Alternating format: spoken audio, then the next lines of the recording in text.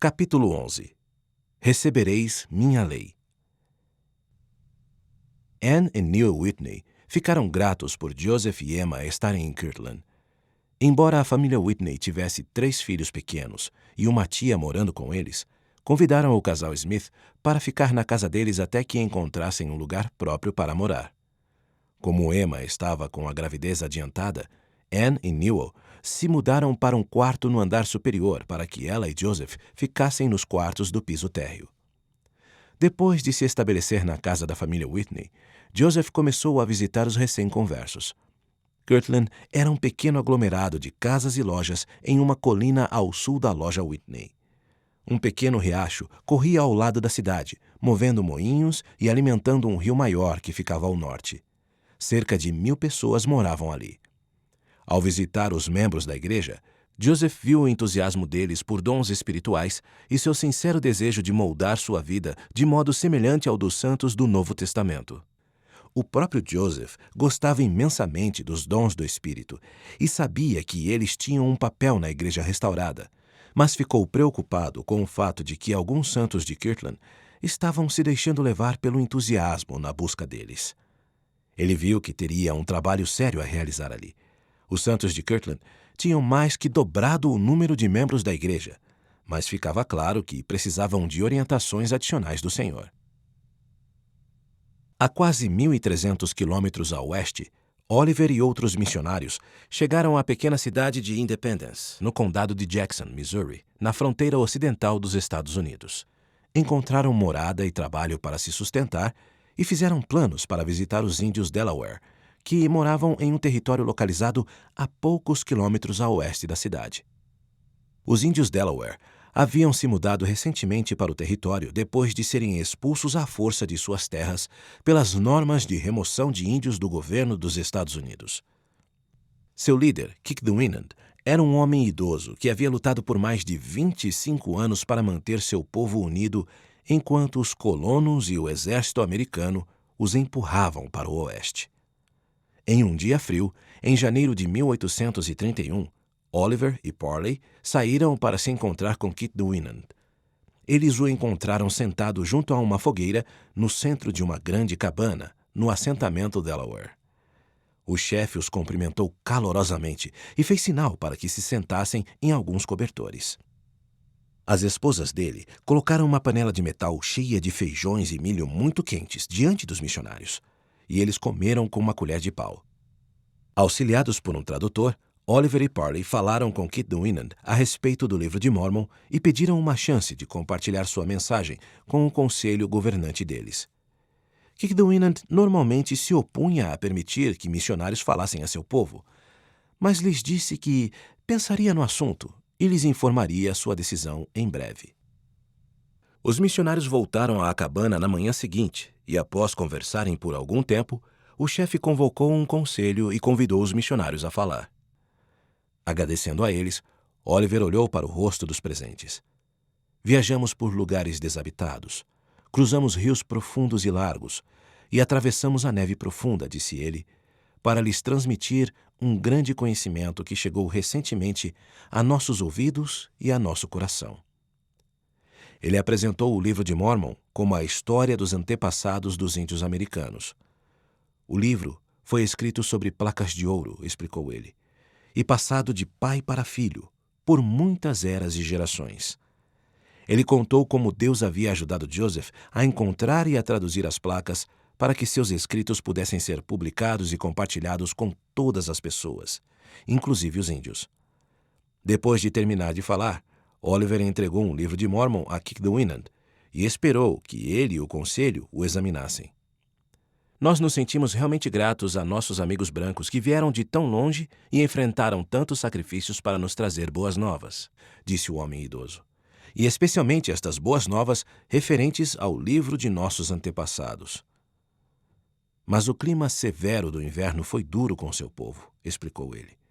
Suas moradias eram pobres e seus animais estavam morrendo. Tiveram que construir casas e cercas e preparar as fazendas para a primavera. Por enquanto, não estavam preparados para hospedar missionários. Vamos construir uma casa de conselho e nos reunir, prometeu Kit the Winand, e vocês vão ler para nós e nos ensinar mais a respeito do livro de nossos pais e da vontade do Grande Espírito. Poucas semanas depois, Joseph recebeu um relatório de Oliver. Depois de descrever a conversa dos missionários com Kit Winand, Oliver admitiu que ainda não tinha certeza se os índios Delaware aceitariam o livro de Mormon. Estou incerto sobre como as coisas se darão em relação a essa tribo, escreveu ele. Joseph continuou otimista em relação à missão entre os índios, mesmo que sua atenção estivesse voltada para o fortalecimento da igreja em Kirtland. Pouco depois de se reunir com os santos dali, ele recebeu uma revelação para eles. Pela oração de vossa fé recebereis minha lei, prometeu novamente o Senhor, para que saibais como governar minha igreja e como ter todas as coisas em ordem perante mim. A partir de seu estudo da Bíblia, Joseph sabia que Deus tinha dado uma lei a Moisés quando ele liderava seu povo para a terra prometida. Também sabia que Jesus Cristo tinha vindo à terra e esclarecido o significado de sua lei durante todo o seu ministério. Agora ele novamente revelaria a lei a seu povo do convênio. Na nova revelação, o Senhor elogiou Edward Partridge por seu coração puro e o chamou para ser o primeiro bispo da igreja. O Senhor não descreveu detalhadamente os deveres do bispo, mas disse que Edward deveria dedicar totalmente seu tempo para a igreja e ajudar os santos a obedecer à lei que o Senhor lhes daria. Uma semana depois, em 9 de fevereiro, Edward se reuniu com Joseph e outros élderes da igreja a fim de orar para receberem a lei. Os élderes fizeram uma série de perguntas a Joseph a respeito da lei, e o Senhor revelou as respostas por meio dele. Algumas dessas respostas repetiram verdades conhecidas, afirmando os princípios dos 10 mandamentos e os ensinamentos de Jesus. Outras deram aos santos novo entendimento sobre como guardar os mandamentos e ajudar os que haviam transgredido. O Senhor também deu mandamentos para ajudar os santos a se tornarem semelhantes ao povo de Enoque.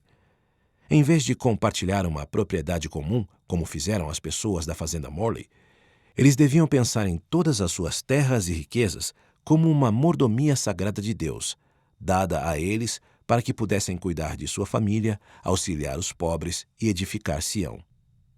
Os santos que decidissem obedecer à lei deviam consagrar suas propriedades à igreja, entregando-as ao bispo por meio de um documento legal. O bispo, então, devolveria essas terras e esses bens aos membros da igreja como herança em Sião de acordo com as necessidades das famílias. Os santos que recebessem uma herança deveriam agir como mordomos de Deus, usando as terras e as ferramentas recebidas e devolvendo tudo o que não fosse utilizado para ajudar os necessitados, edificar Sião e construir o templo. O Senhor advertiu os santos a obedecer a essa lei e a continuar a buscar a verdade.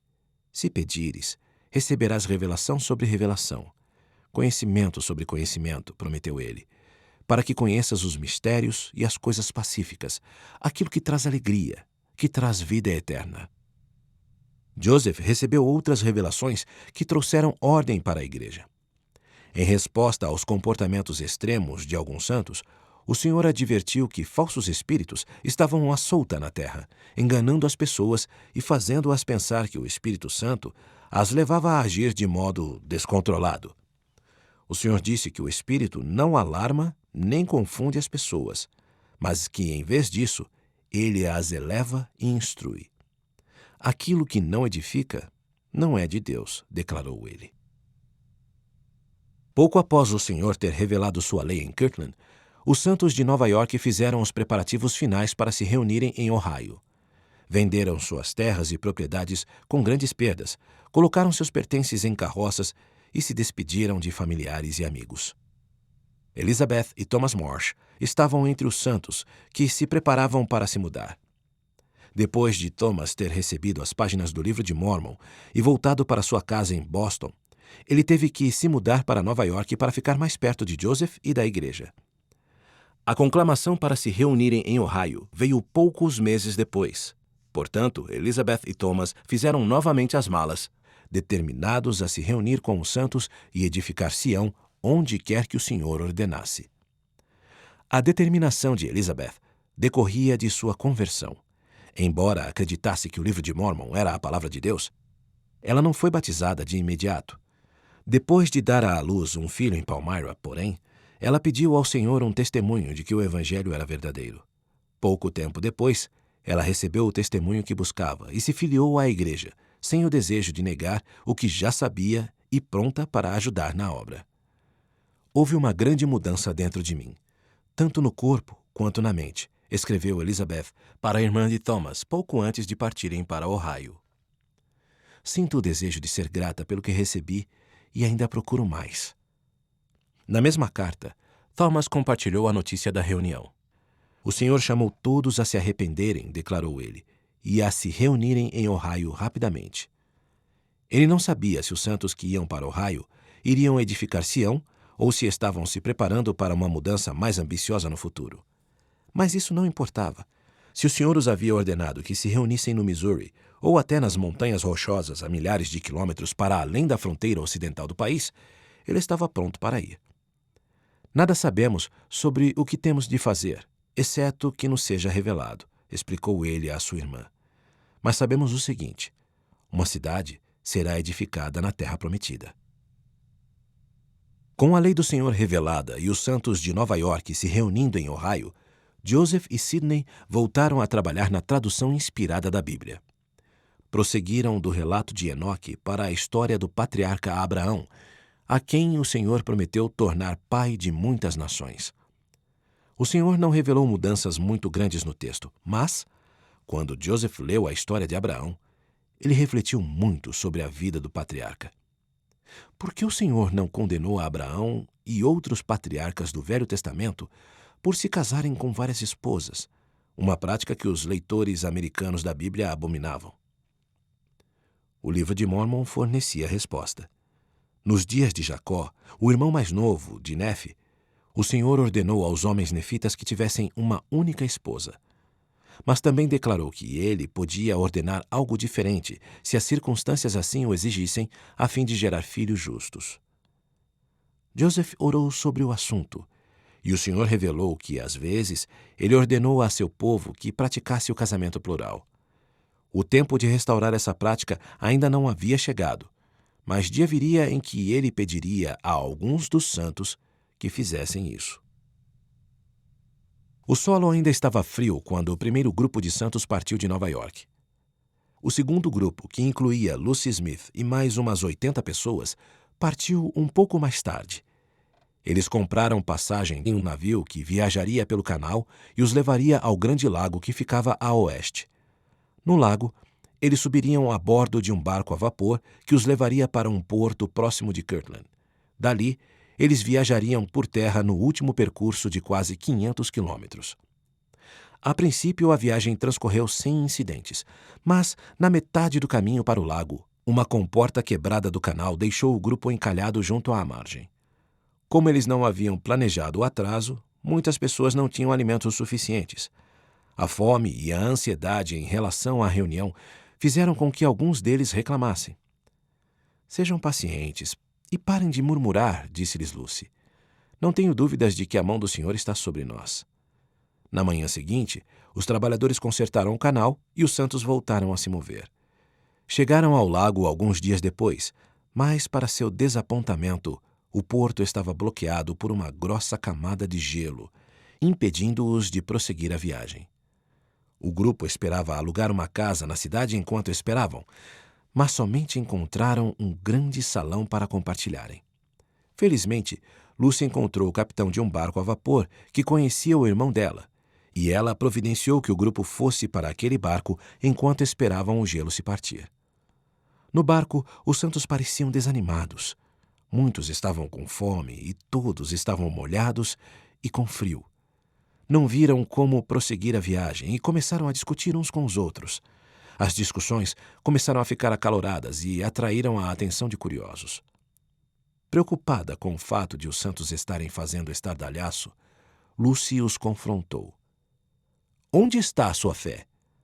Onde está sua confiança em Deus? Perguntou ela.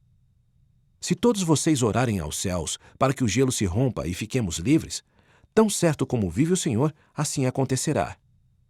Naquele momento, Lucy ouviu um forte ruído, como o de um trovão, quando o gelo do porto se partiu, abrindo uma brecha larga o suficiente para deixar o barco a vapor passar.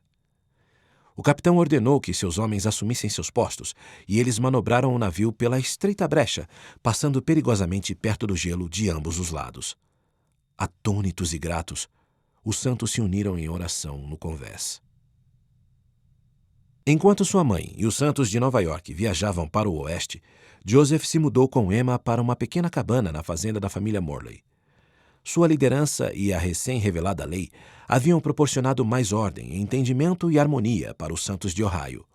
Muitos élderes e suas famílias estavam então fazendo grandes sacrifícios para divulgar o evangelho nas cidades e vilas vizinhas. No Missouri, o trabalho missionário estava menos animador. Por algum tempo, Oliver tinha acreditado que estavam fazendo progressos com Kit Winant e seu povo. O chefe principal diz que acredita em todas as palavras do livro, relatou ele a Joseph, e há muitos outros na nação indígena que acreditam. Mas, depois que um agente do governo ameaçou prender os missionários por pregar aos índios sem permissão, Oliver e os missionários tiveram que interromper seu trabalho. Oliver pensou em levar a mensagem a outra nação indígena, os Navajos, que moravam a 1.600 quilômetros a oeste, mas não se sentiu autorizado a viajar para um lugar tão distante. Em vez disso, ele enviou Parley de volta para o leste para conseguir uma licença de pregação do governo, enquanto ele e os outros missionários tentavam converter os colonos em Independence. Enquanto isso, Joseph e Emma enfrentavam outra tragédia. No último dia de abril, Emma deu à luz gêmeos, uma menina e um menino, com a ajuda das mulheres da família Morley. Mas, tal como o filho antes deles, os gêmeos tinham a saúde delicada e morreram poucas horas depois do nascimento. No mesmo dia, uma recém-conversa chamada Julia Murdoch morreu ao dar à luz gêmeos. Quando Joseph ficou sabendo do falecimento dela, enviou uma mensagem ao marido, John, dizendo-lhes que ele e Emma estavam dispostos a criá-los. Arrasado com a perda da esposa e incapaz de cuidar dos recém-nascidos sozinho, John aceitou a oferta. Joseph e Emma ficaram extremamente felizes em acolher os bebês em sua casa. E quando a mãe de Joseph chegou em segurança de Nova York, ela pôde carregar no colo seus novos netos.